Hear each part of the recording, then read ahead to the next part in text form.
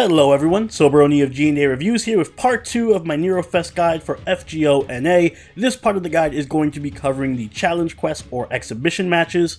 If you haven't seen part 1 yet, go check that out, it'll be linked in the description. That part of the guide covers the general event overview and farming strategies. This is just for challenge quests. I also have a guide from last year that covers the first 7 challenge quests, since those are repeats. So if you need help with any of those, I will leave a link to that guide in the description below, but this is for the new set of challenge quests that come out with the 2019 version of the event. Also, before getting into the guide, I highly recommend that you have a limit-broken 3-legged guided craft essence, the craft essence that's available in the event lottery, before doing any of these quests. It is possible to do them without the event craft essence, but it makes it a lot easier if you have it. This is also going to be a rather long guide, so I do have timestamps linked in the description below so that you can jump ahead to whichever fight you are struggling with for some tips. Without further ado, let's get started. The first exhibition quest is going to have you pitted against Spartacus, and he is going to be an absolute tank. He's going to have a number of skills that just give him unlimited healing. Right off the bat, as soon as the battle starts, he's going to cast a skill that revives him with 100,000 HP after 3 turns, 200,000 HP after 6 turns, and 400,000 HP after 9 turns.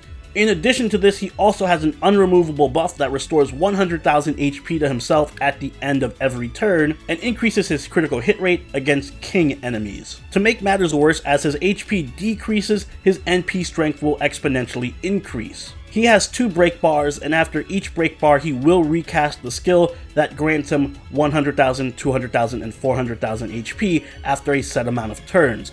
If you remove that skill, he'll just recast it. The only way to prevent his healing is to attack him with quick cards, which will decrease his own HP recovery amount by 10% for 3 turns for every quick card that he's hit by. These effects do stack, so you can significantly hamper his HP regeneration. So basically, Spartacus is a healing machine. He's going to reapply his timed heals if you remove them, so it's pretty impossible to stall him. He also gets stronger the less amount of HP he has, so there's no point in doing chip damage to him, it's simply not an option. And there's no point in bringing any allies that have the king trait, because they will die very quickly, as Spartacus is going to focus them down and crit them to death. Your main strategy here is going to be trying to OHKO him with your damage dealer's Noble Phantasm.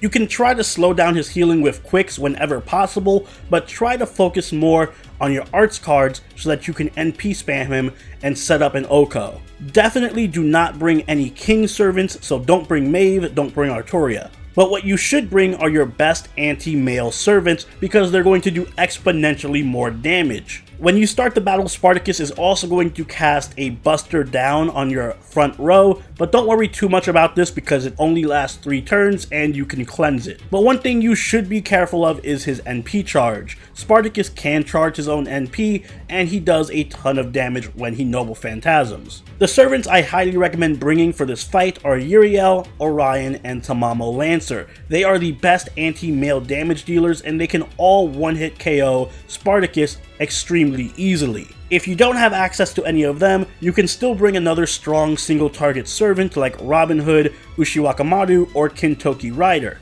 Those will work as well. On the support side of things, you're going to want to bring Mosh, Waver, Steno, or Merlin, because they're all excellent for stalling out Spartacus's Noble Phantasm and keeping your main attacker alive. As for your Mystic Code, I highly suggest bringing the Atlas Mystic Code. It does come with a very clutch invincibility in case Spartacus does get off his Noble Phantasm, and it also allows you to remove that Buster debuff at the start of the battle. After Spartacus, your next match is going to be against Suzuka Gozen, and this is going to be a much more puzzle-like challenge quest. Suzuka's fighting style is going to change in every phase of the battle as soon as one of her break bars breaks. However, she's going to have 2 skills that are going to remain the same throughout. First of all, she's always going to apply Taunt on one of your allies and focus them down every turn. This means she's only going to be attacking one ally per turn and concentrating all her attacks on them. However, the bad side to this is she has another skill that decreases your NP gain per attack,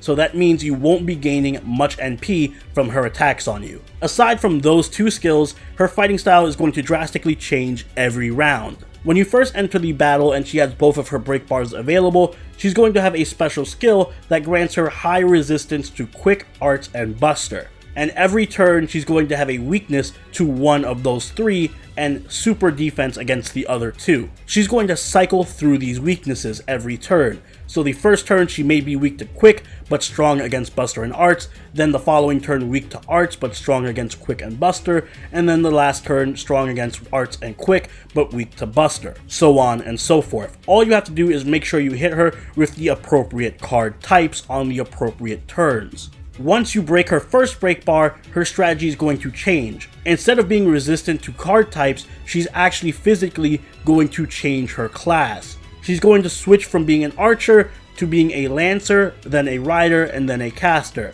and then go back to starting as a lancer, rider, caster in that order. Just keep in mind what her class is. When she's a lancer, she's going to be weak to sabers. When she's a rider, she's going to be weak to assassins. And when she's a caster, she's going to be weak to riders. Once you break her second break bar, she's going to enter her final phase, and this is going to be a bit tricky. Instead of changing her class or being resistant to specific types of cards, she's actually going to have a weakness to specific alignments. You aren't able to see your servant's alignment immediately, so I left a chart in the description that goes over the alignments of each servant. But when Suzuka enters this phase, she's going to be especially weak to either neutral, good, or evil servants every turn. And again, she's going to cycle between these three. The important part about phase 3 though is that you must hit her with a basic attack to remove her buffs before you hit her with a Noble Phantasm. So basically, when she's weak to neutral attacks, you have to hit her with a basic attack from a neutral servant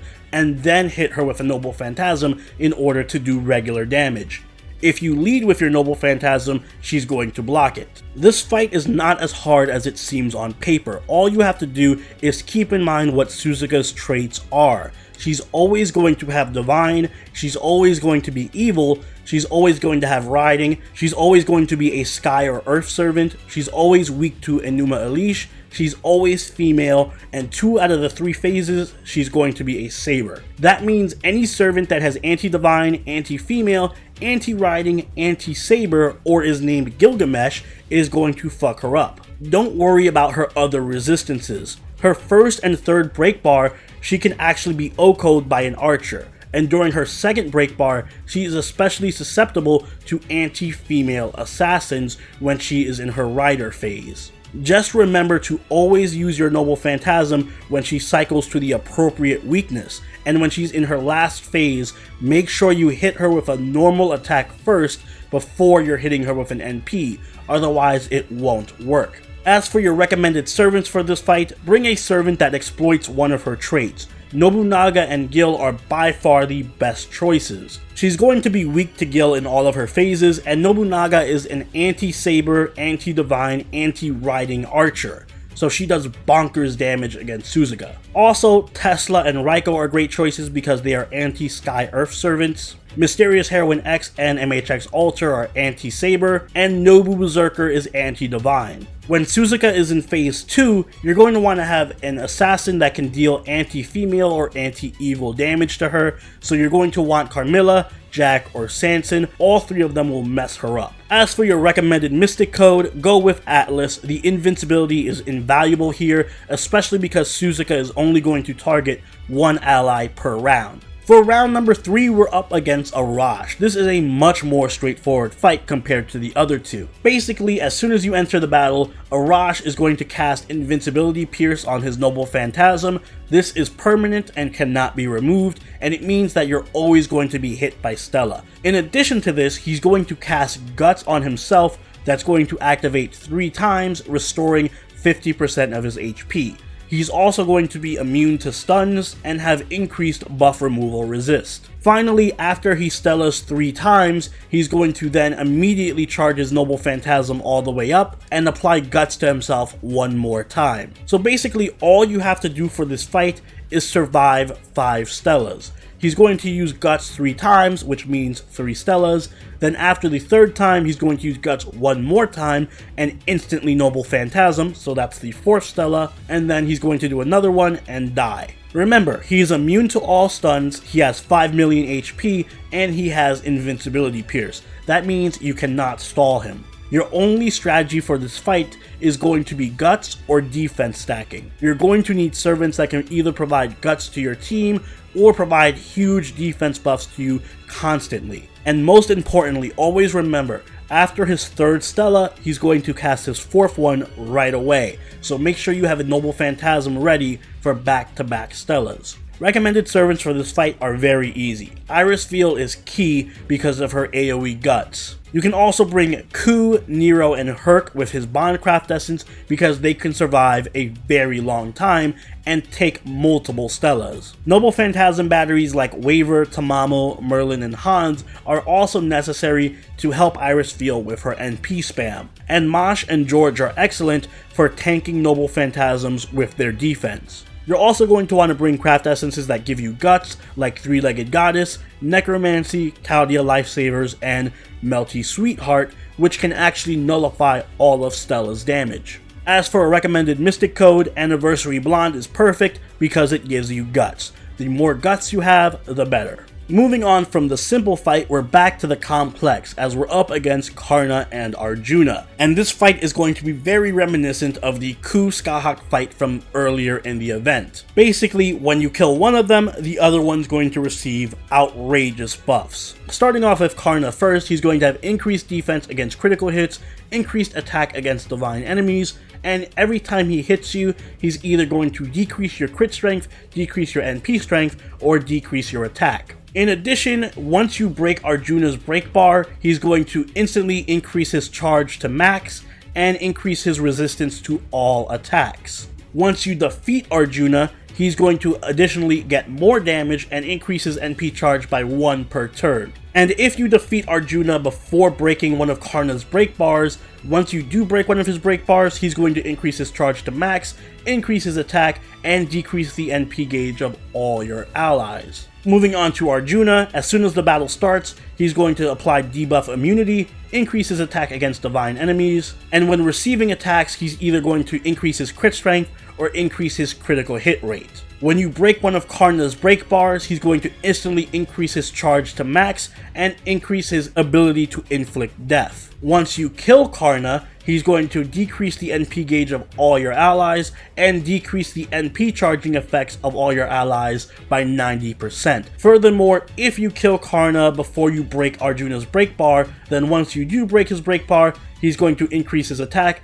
and increase his NP charge by 1 per turn. That's a lot of skills to keep in mind, but the basic strategy here is you want to kill Karna first. You want to focus down Karna as soon as possible, because if Arjuna so much as loses a break bar, Karna is going to go full Super Saiyan mode and get resistances to all damage. Arjuna's buffs from killing Karna are annoying, but they're nowhere near as bad as Karna's buffs. So just be aware that Arjuna will Noble Phantasm right away once you break Karna's break bar and will very likely insta-kill your front row. And once you kill Karna, he's going to decrease your NP gauge, making it harder for you to NP charge. So you're also going to want to kill him as soon as possible after killing Karna. The best strategy here is to have Guts active when Arjuna Noble Phantasms so that you can save your front row and then Oko Karna the following turn with a Noble Phantasm. Make sure you have a powerful Lancer in your back row so that they can come out and deal with Arjuna once Karna is dead.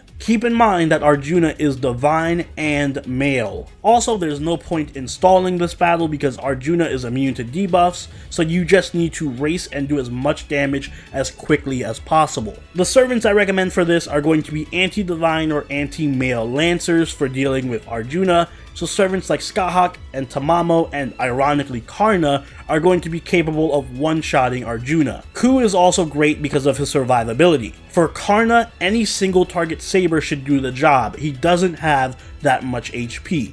So Musashi, Okita, Caesar, and Bedivere all work wonders. Nobu, Zerker, and Raiko also have bonus damage against Divine, so they can deal with either Karna or Arjuna. And Lubu is an excellent free-to-play option. As always, Ku Alter has immense survivability and is perfect for putting in the back row to deal with Arjuna. For recommended Mystic code, go with Battlesuit. Swapping is a great option here because depending on how the battle goes, you may need to bring in your back row Lancer early or swap out a Saber or Berserker.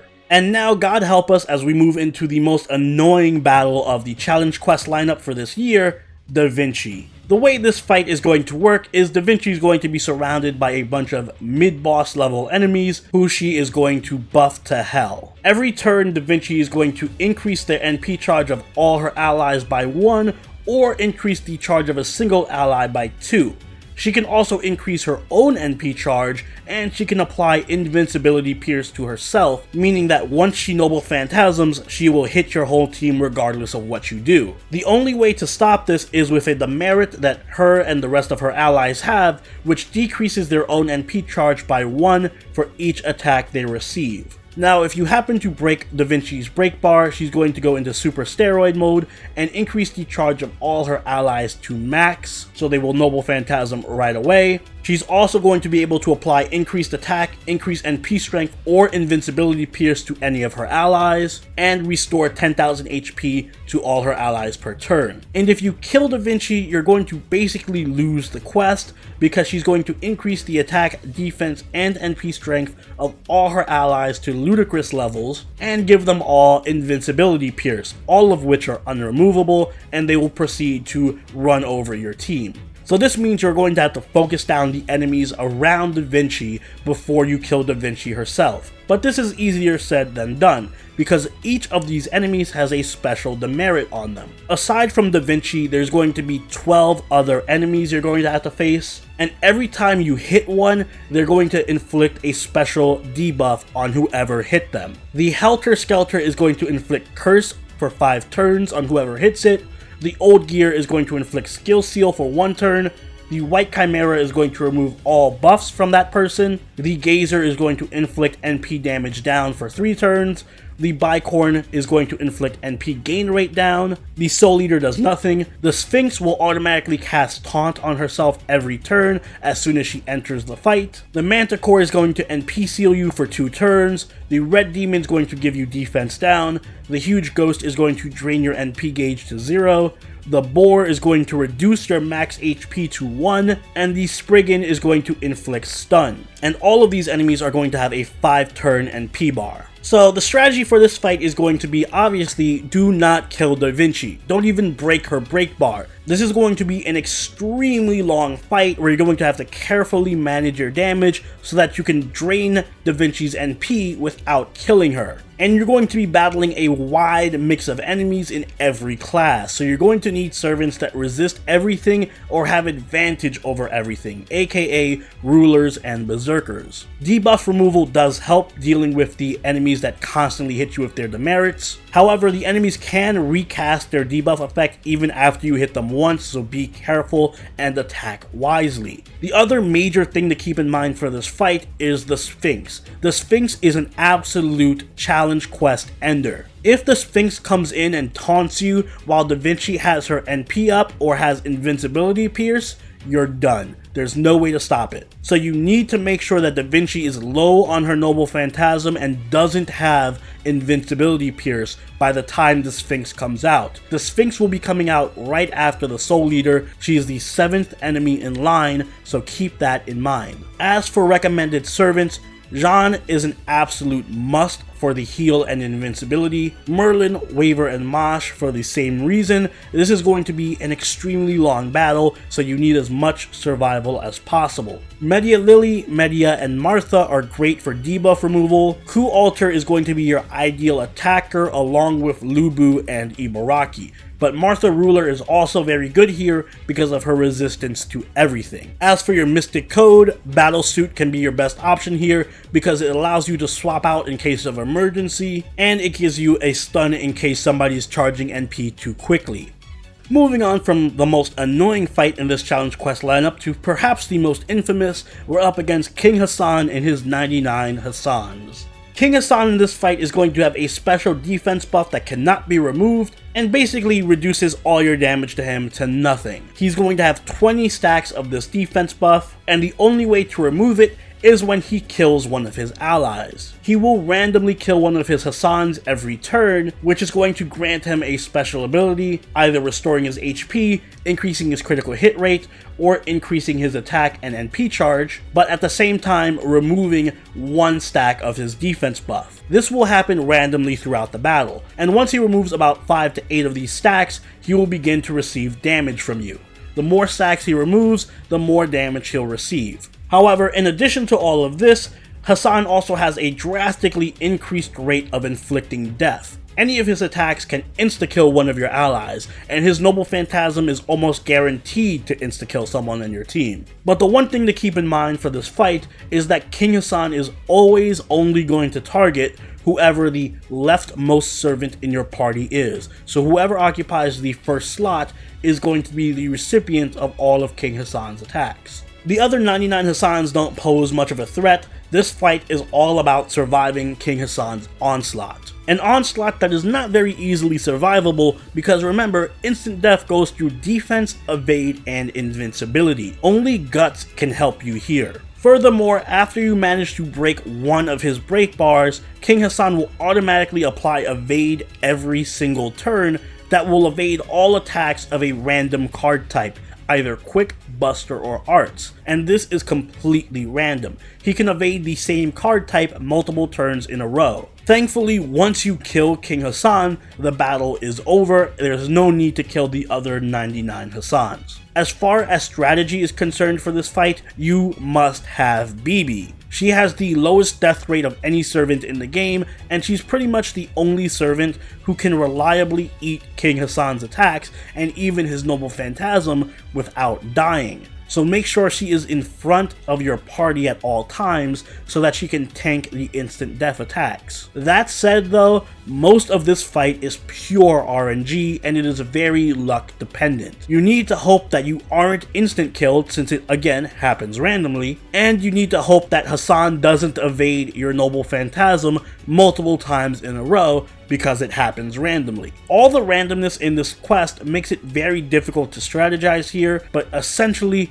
you just need Bibi to tank all the hits and you need someone to keep her alive. That's why for recommended servants, Bibi is the most important here, of course, as are Iris Veal and Nero Caster. They're both great because they can provide guts, while Medea Lily and Merlin do a great job of keeping you alive. Sanzo, Ilya, Coup Alter, and Herc with Bondcraft Essence are going to be your best damage dealing options if you need some extra firepower, while Lubu and Medea make for some good free-to-play options here. As for your Mystic Code, I recommend Anniversary Blonde because again, that extra guts is your only defense. And now we move on to the final battle, which much like last year's is going to be another boss rush with Nero at the head. You're going to be up against Kid Gil, Martha, Medea Lily, Coup Alter, Fuma, Bryn, and then Nero herself. However, unlike last year, rather than casting a buff every time they die, each of these servants is going to have a special bonus buff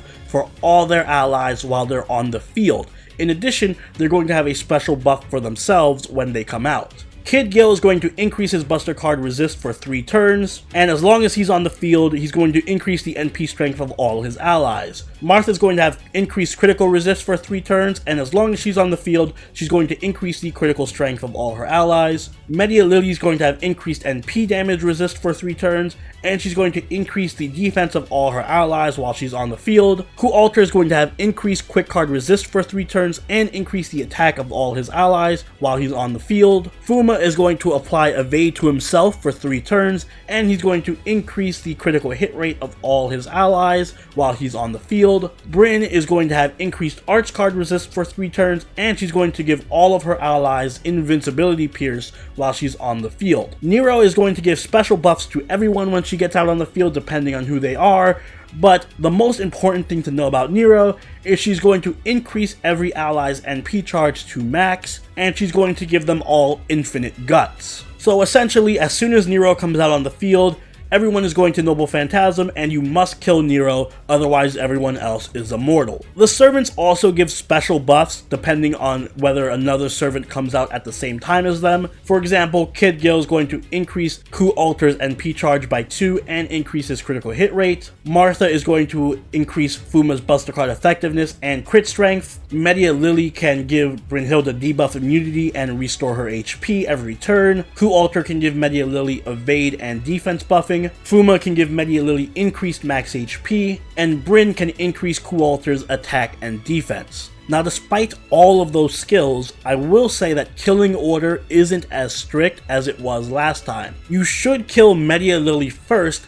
because her defense buffs make this fight significantly harder. Kid Gil is another high value target because of his short cooldown AoE Noble Phantasm and NP damage buff for the party. Your next major target should be Coup Alter because he just does insane damage and can evade. Bryn needs to be killed ASAP once she comes out because she grants invincibility pierce to the whole party, and Nero should obviously be killed right away because she makes everyone else immortal. Be aware that when Nero comes out, all allies gain max Noble Phantasm, so you must have a dodge or invincibility ready. And make sure Bryn is killed before Nero comes out, because if Bryn and Nero are out at the same time, you're going to lose your front row. So to recap, kill Media first, then Coup Alter, then Kid Gil, kill Bryn as soon as she shows up, and then kill Nero as soon as she shows up. Martha and Fuma aren't as much of a priority, but do be wary of their AoE Noble Phantasms, and if possible, kill Martha before Fuma shows up so he doesn't get buffed by her. Recommended servants for this fight are going to be strong AoE servants. Raiko, Kyohime, and Gil can make this fight a lot easier because of their insane AoE damage. Otherwise, high survival servants like Ku, Herc with his Bondcraft Essence, and Ibaraki are great too. Supports like Irisfiel, Jean, Waver, and Mosh are going to be key to staying alive and stalling. Recommended Mystic Code is Atlas because that is the best survival Mystic Code, and Invincibility is just clutch. And that wraps up all of the challenge quests for this iteration of Nero Fest. I do hope that this guide helps you guys out. If it does, make sure you hit that like button and subscribe so you can be a part of all my guides and spotlights as they release. If you haven't already, do join the party over on our Discord and follow on Twitter and Twitch. And I will see you all in the next Servant Spotlight or event guide. Soberoni out. Later.